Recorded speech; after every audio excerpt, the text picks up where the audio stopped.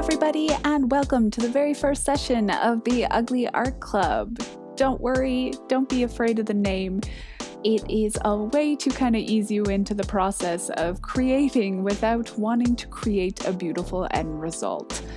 The Ugly Art Club is meant to help people who think they aren't creative at not being worried about creating a beautiful end result, and to maybe inspire people that do consider themselves creatives to create in different and new ways, or kind of take a moment to step back and actually experience art for the fun of it instead of creating something to produce something intentionally. Our very first session is going to take us back to being a kid again. What is one of the things you remember about being a child and experiencing art for the first time? For me, that's always been finger painting.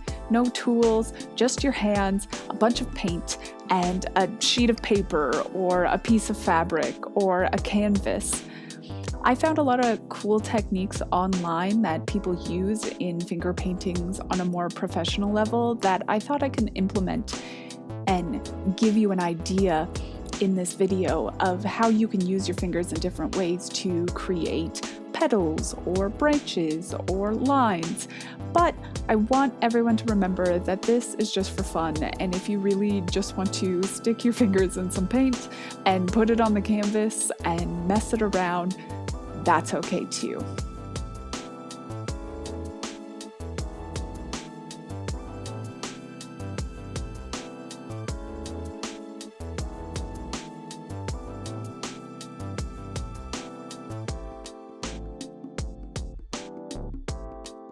One of the first techniques is creating flower petals with your fingertips.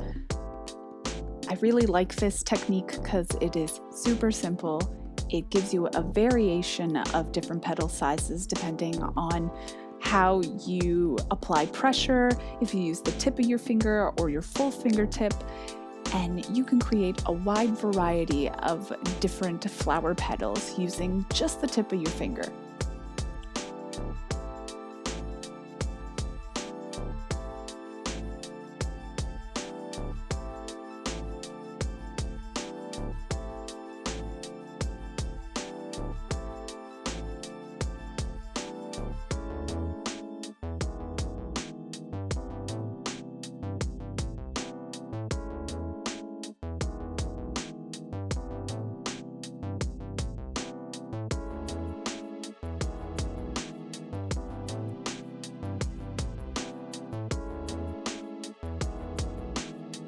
In the same vein, you can create landscapes using the tips of your fingers to create the treetops. A variation of these can be made by using one thumb or pressing two thumbs beside each other. These could also be used to create heart designs.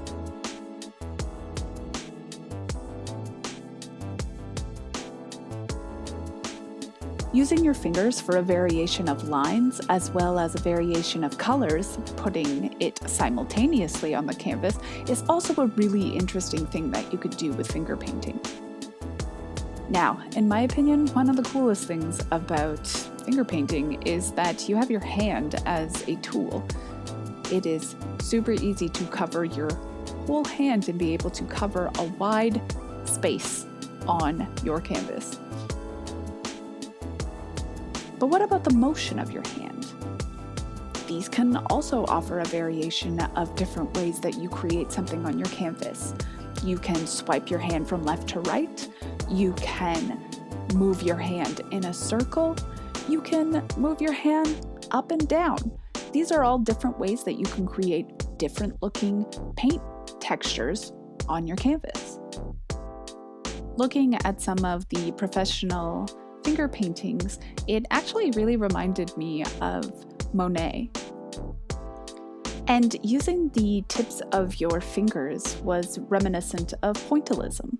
And maybe that sounds a little pretentious of me, and I don't want anyone to get into their heads about it. But think about the things that you can actually create by creating variations of points with on your canvas. For me, one of the most fascinating things about finger painting is actually the exploration of different textures using different parts of your hand. The anatomy of your hand offers so much in terms of a paintbrush that really the possibilities are endless. Making flower petals out of your fingertips is just the beginning of the thought. Using the side of your hand to create clouds, or using your fingers to create wood strokes. These are all things that you can imagine by using this finger painting technique. Now, with those things in mind, motion, variation, the tool at hand, no pun intended, we are going to create something today. Get out your fingertips and prep your canvas, and show us some of that artwork down in the comments.